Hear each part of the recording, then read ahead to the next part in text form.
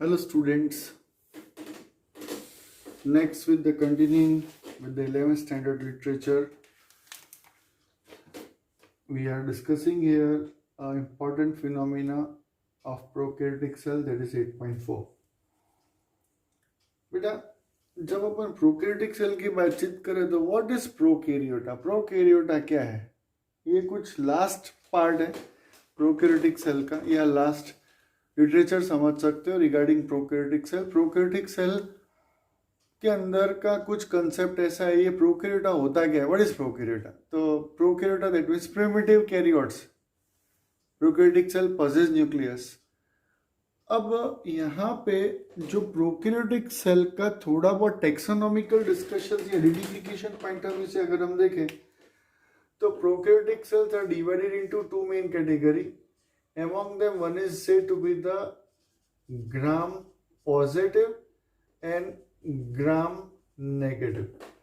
अब वापस यहाँ पे कंफ्यूजन है, ध्यान से देखना। Biology battle of words YouTube channel का टाइटल है, मेरा हॉट फेवरेट स्टेटमेंट है, मैं बहुत बार बच्चों से बात करता रहता हूँ।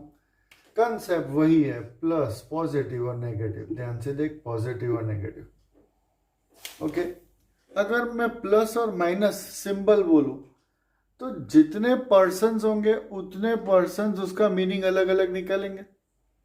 जैसे कोई बिजनेसमैन हो, मैं बोलूंगा धंधा कैसा चल रहा है, तो वो बोलेगा प्लस में चल रहा है। और वापस वही काल, वर्तमान, भूतकाल, भविष्यकाल, चौथा काल। कौन सा काल चौथा? कोरोना काल। कोई बिजनेसमैन को पूछे बिजनेस कैसा चल रहा है, तो वो कोरोना काल की वजह से क्या बोलेगा? धंधा नेगेटिव चल रहा है। मतलब वो पॉइंट ऑफ व्यू से देखे, एक बिजनेसमैन के पॉइंट ऑफ व्यू से प्लस का मतलब होता है बिजनेस में फायदा है, मुनाफा है, और माइनस का मतलब होता है नुकसान है। सेम वे अगर कोई फिजिक्स टीचर से पूछेंगे कि प्लस माइनस, तो वहाँ पे वो करंट की बातचीत करेंगे। अब हम बायो टीचर से पूछे what is plus minus, okay, तो वही यहाँ पे बात कर रहे हैं। सेम आपने सुना भी होगा कि corona positive and corona negative है। बेटा कोरोना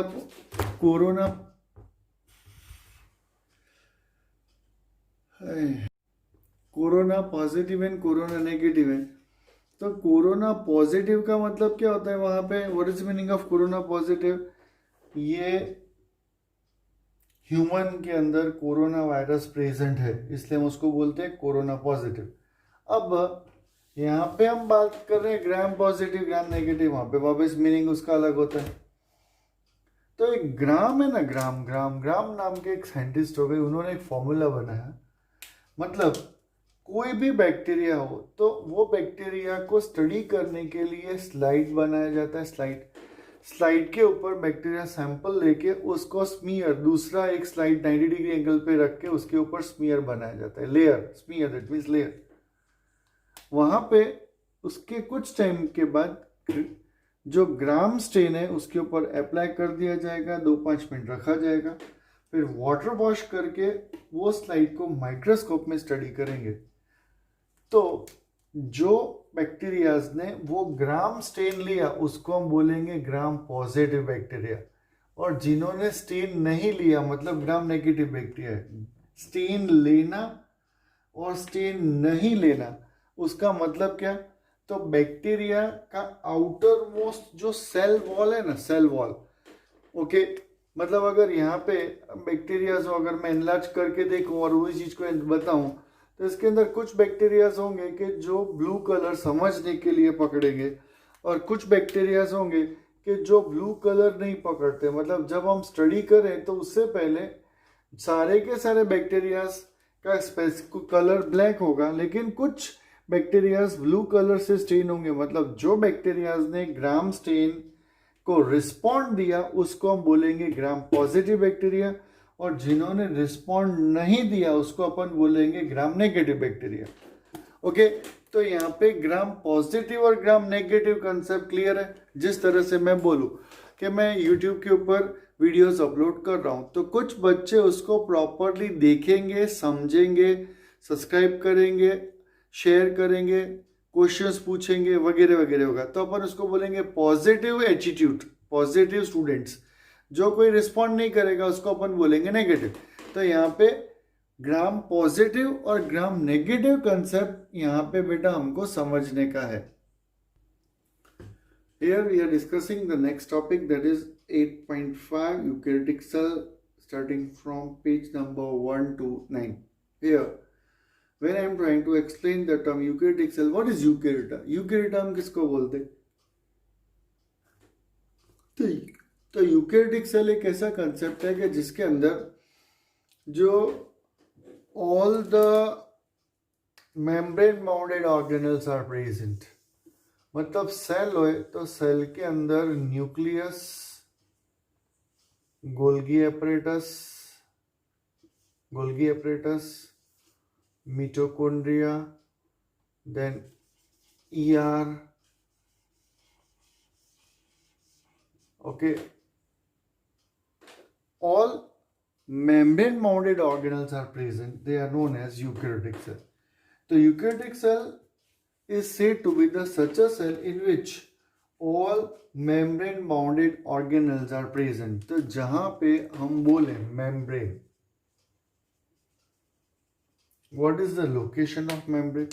यहाँ पे वापस एक चीज समझना बेटा, जो ऑर्गेनेल है वो ऑर्गेनेल क्या है. तो अगर मैं मेम्ब्रेन को अगर लेबल करना चाहूं तो आप लोग बोलोगे सर प्लाज्मा मेम्ब्रेन या आउटर मोस्ट लेयर है. ओके ना, इसके अलावा नहीं बेटा, ये गलत कंसेप्ट है. इस डायग्राम में पहला तो जो भी डायग्राम मैंने ड्रॉ किया, यहाँ पे न्यूक्लियस ड्रॉ किया, मतलब न्यूक्लियस ड्रॉ करना पड़े जरूरी है, आंसर कम नो. इस डायग्राम के अंदर मैंने जितने लाइनें खींची है, मैं किसी भी लाइन को एनलार्ज करूं और मैं बोल सकता हूं कि ये प्लाज्मा मेम्ब्रेन है. ओके, तो all are said to be the membranes, means various way the membrane organized to performing specific function, they are known as organelles, and various organelles are designed dedicated to perform specific function. This is a typical characteristics of eukaryotic cell. The first eukaryotic organelle, that is cell membrane, the title 8.5.1 cell membrane or the plasma membrane. Here I am trying to explain. What is the plasma membrane? Just what is the location of plasma membrane, that I have tried to explain. Here the discussion further, it is going on. As simply I can say I am drawing the diagram that just prior I have tried to draw. अगर बेटा मैं यहाँ पे एक छोटा सा diagram sketch करके draw करने का, समझाने का ट्राई करूँ, ध्यान से देखें तो ये मैं outermost layer of animal cell को यहाँ पे एनलार्ज करके ड्रॉ करके समझाने का ट्राई कर रहा हूँ. ये जितने भी हम सेल के अंदर ऑर्गेनेल्स ड्रॉ करेंगे, whatever the total number of organelles we will draw, the line that is just enlarged. A part of that, if I am trying to explain little bit more, अगर मैं इसको थोड़ा सा और easiest way से समझाने का try करूं, तो बेटा ये जो सेक्शन है ना, ये बोलते सेल है लेकिन हकीकत में ये सेल नहीं है. आप बोलोगे सर कि अरे सीधा ना sir, by battle of words बोल रहे हैं और अभी बोल रहे हैं ये सेल नहीं है. सेल नहीं है मतलब क्या है? तो just I am showing you. अगर बेटा ध्यान से देखें तो cell is a compact structure. मान इसको अगर कंपेयर करें तो ये अगर स्पेक्स बॉक्स को अगर आप बोलोगे सेल है, तो जब तक आप इसको खोल के ओपन नहीं करोगे अंदर दिखने वाला नहीं है. उसी तरह से ये जो सेल का हम डायग्राम ड्रॉ कर रहे हैं, मैं समझाने का ट्राई कर रहा हूँ, वो हकीकत में यूकैरियोटिक सेल जो होता है उसके बीचों बीच से स्लाइस कट किया है और हम अंदर देख रहे हैं. अकेला यूकैरियोटिक सेल नहीं, लेकिन उसके with along with all the organelles के साथ हमने सेक्शन कट किया है. मान लो ये जो डायग्राम एनलार्ज किया उसको एक दूसरे वे से समझाने का ट्राई करो. ऑप्शन, तो मान ले पेपर है बेटा, पेपर, ये पेपर को मैं यूं देखूंगा तो मेरे को पूरा फ्लैट सरफेस मिलेगा, लेकिन यही पेपर को अगर मैं यूं देखूंगा तो मेरे को सिर्फ एक लाइन दिखने वाला है. तो प्लाज्मा मेम्ब्रेन है फ्लैट, एक जस्ट लाइक अ पेपर, और हम उसको स्लाइस में कट कर रहे हैं. एक और एग्जांपल देता हूं क्योंकि जब भी मैं एक्सप्लेनेशन देता हूँ समझाते टाइम पे एग्जाम्पल्स बहुत ढूंढ के लाता हूँ। जब अपन जिससे जैसे स्टेप बाय स्टेप पढ़ते जाएंगे आप लोग फेमिलियर होते जाओगे। कई बार तो मैं पढ़ाते पढ़ाते जोक भी सुनाऊंगा, कहानी भी सुनाऊंगा। इवन एक का दो सिचुएशन तो ऐसी है कि जिसके अंदर मैं भजन सुनाता हूँ, गाने भी गाता हूँ। What ever it is my method. अब ये जो मैं समझाने का ट्राई कर रहा हूँ उसमें जस्ट एक एग्जाम्पल दूँ। सैंडविच खाते हैं? आप में से कुछ स्टूडेंट बोलेंगे सर याद मत कराओ, बहुत याद आती है सैंडविच की, क्योंकि अभी ये कोरोना काल के अंदर है ना, सैंडविच बाहर से ब्रेड लाते नहीं। वॉटेवर, लेकिन जब भी आपने सैंडविच खाया होगा तो सैंडविच के जो पैटर्न लेयर होता है, एक सैंडविच को आप साइड से देख रहे हो तो कैसा दिखेगा, और ये टॉप से देख रहे हो तो ऐसा। बेटा बायो के अंदर जब आप सेल बायोलॉजी पढ़ रहे हो, बहुत इजी सब्जेक्ट है। अगर सेल बायोलॉजी आपने अच्छे से पढ़ लिया तो इसके आगे आने वाले स्टेप बाय स्टेप सारे के सारे कंसेप्ट बहुत इजीएस्ट वे से समझाता जाऊंगा। और cell biology teacher to teacher it differs. It is from my point of view, cell biology is said to be the base of the entire biology subject. Bio पढ़ना हो तो तुमको cell को पहले पढ़ना पड़े। अब ये मैं एक लाइन, एक पेपर को एनलार्ज कर रहा हूं तो ऐसा दिखता है। This model was propose by Singer and Nicolson. In the structure, basically two type of components are involved. Among the two type of components, one is said to be the protein. एक protein है और एक lipid, ये भी समझना।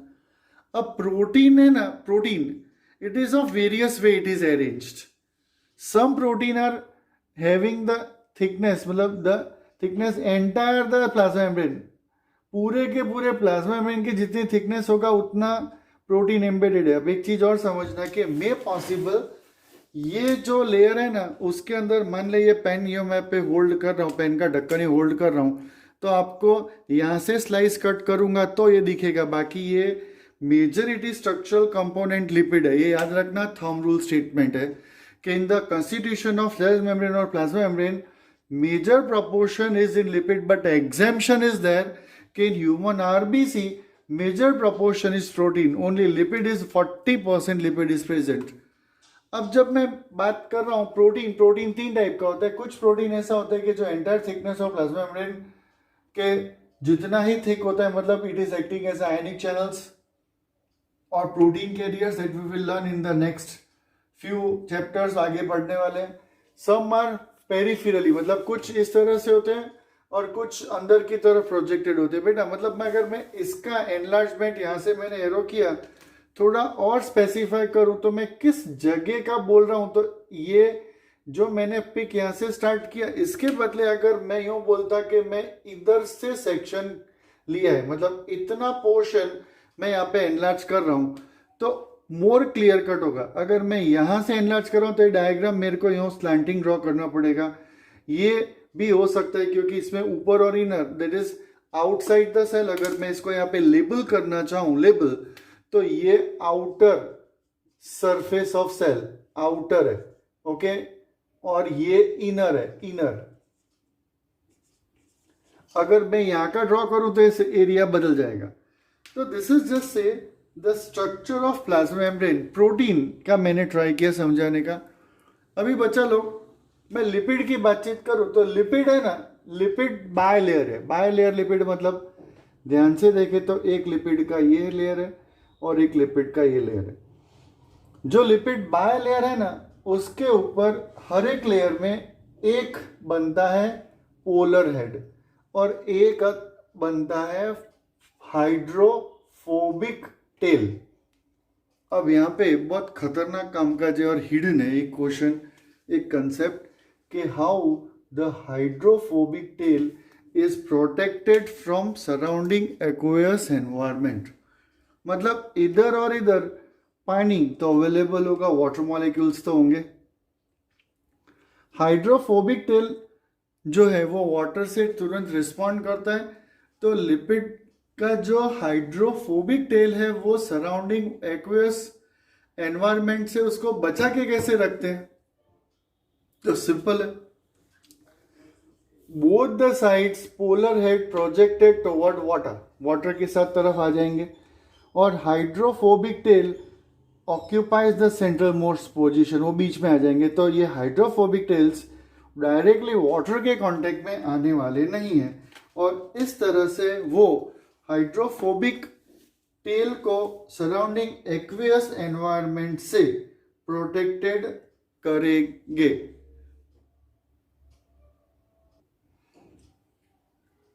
Cell membrane functions. Cell membrane or the plasma membrane performing various functions, and among the various function, cell growth, intercellular junction, secretion, endocytosis, cell division. बेटा जो जो वर्ड्स मेरे को लग रहे हैं कि ये काम के हैं उनको मैं स्टेप बाय स्टेप एक्सप्लेन करता जाता हूँ, लेकिन आप जो स्टूडेंट कम्युनिटी मेरे वीडियोस देख रहे हो और अगर आपको लग रहा है कि ये वर्ड सर से सीखना है, समझना है, तो प्रिफरेबल आप लोगों को जो नीचे बॉक्स है वहाँ पे आपको अपने कमेंट बॉक्स के अंदर कोई क्वेश्चंस वगैरह आप लिख सकते हो, और जब मैं वो आपके क्वेश्चंस वगैरह देखूंगा तो अलग वीडियोस के अंदर उसको ट्राई करूंगा आंसर देने के लिए। यहाँ पे जो मेरे को एक कीवर्ड डिस्कस करने जैसा लगता है, जो सिंपल है और इस पूरे के पूरे पोर्शंस में से जो समझाना चाहिए, वो एक वर्ड आता है इंटरसेलुलर जंक्शन। सिंपल है। What is meaning of intercellular junctions? तो इंटरसेलुलर जंक्शन एक ऐसा कंसेप्ट है कि जिसके अंदर सेल दूसरे सेल से जुड़ता है, तो वो जॉइंट जो मारते हैं उसको अपन बोलते हैं इंटरसेलुलर जंक्शंस। और एक वर्ड आता है जिसको हम बोलेंगे endocytosis. What is the meaning of endocytosis? Endocytosis बहुत बार बच्चों ने मेरे से पूछा हुआ है और मैं इस समझाने का ट्राई कर रहा हूँ। बेटा देखना, आपको लगे कि सर हर बार एक वर्ड बोल रहे, मैं समझाने का ट्राई कर रहा हूं, सुनना हो, क्योंकि आज मेरे को एक कंसेप्ट बोलने की इच्छा हो रही है जो समझना कि just I am trying my level best. अगर आप जितना अच्छा कंसंट्रेट करोगे उतना अच्छा सीख सकोगे। मेरी इच्छा आपके देख के सुनने के ऊपर डिपेंड अपॉन है। ये एंडोसाइटोसिस मैं समझाऊं, उसके बदले अगर मैं बोलूं साइटोसिस, साइटोसिस का मतलब होता है मूवमेंट विद इन सेल।